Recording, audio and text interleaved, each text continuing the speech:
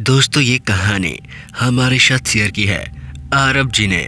तो चलिए बढ़ते हैं आज की कहानी की ओर। सर्दी की वो मनहूस रात जब मुझे बक्से में पड़ी रजाई बाहर निकालनी पड़ी।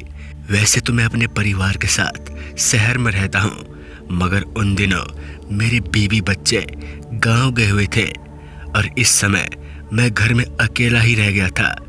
अब मुझे रजाई में घुसे कुछ समय बीता ही था कि तभी अचानक से मुझे काफ़ी ठंड लगने लगे। जब मैंने आँख खोला तो रजाई नीचे गिरी हुई थी। उसके बाद मैं रजाई दोबारा ओढ़ कर सो गया। कुछ देर बाद मेरी आँख फिर से खुली तो मैंने देखा कि रजाई फिर से नीचे पड़ी हुई है। मैं यही सोच रहा था कि बार बार रजाई कैसे गिर जा रही है। इस बार मैंने रजाई कसकर पकड़ रखा था। मैं अभी ठीक से सोया भी नहीं था कि मुझे लगा कि कोई मेरी रजाई को खींच रहा है। रजाई को नीचे सरकता देख मैं सहम गया, जिसे देखकर मैंने रजाई को जोर से पकड़ लिया, मगर खिंचाव इतना तेज था कि मेरे हाथों से रजाई छूटने लगी थी, साथ ही मेरी जान भी।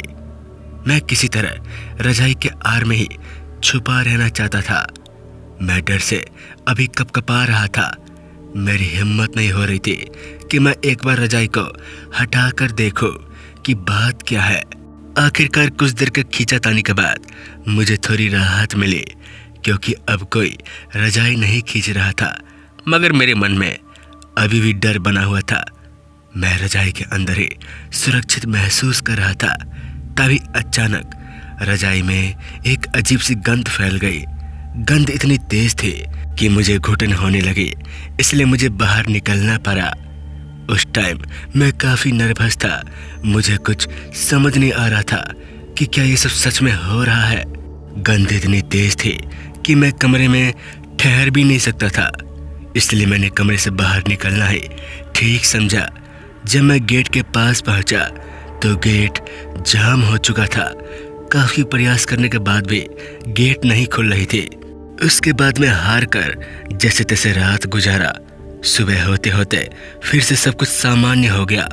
मैंने अपनी बीवी को सारी आप बीती बता दी जो मेरे साथ रात को हुआ। फिर बाद में मुझे पता चला कि वो रजाई मेरी बीवी को गांव के पड़ोसी औरत ने दिया था, लेकिन वो हमेशा बीमार रहा करती थी और लंबे बीमारी के चलते उसकी देहांत हो गई। देहांत होने के बाद कुछ सामान तो फेंक दिया गया और कुछ को लोगों में बांट दिया गया, जिस वजह से मेरी बीवी रजाई लेकर आ गई। मैं समझ गया कि मृत औरत की कनेक्शन रजाई से ही है, जिसके बाद मैंने रजाई को उसी वक्त बाहर फेंक दिया। उसके बाद से ऐसा कभी नहीं हुआ। तो दोस्तों जरा ध्यान रखिए कि इस्तेमाल की गई कोई भी वस्तु को ना लें, क्योंकि पता नहीं कौन सी मुसीबत सामने और कहां से आ जाए। तो दोस्तों इस कहानी में बस इतना ही। अगर आपको कहानी अच्छी लगे तो हमारे चैनल फियर पॉडकास्ट को लाइक, सब्सक्राइब, शेयर करना ना भूलें। मिलते हैं ऐसी कहानी के साथ। तब तक के लिए जय हिंद, जय भारत।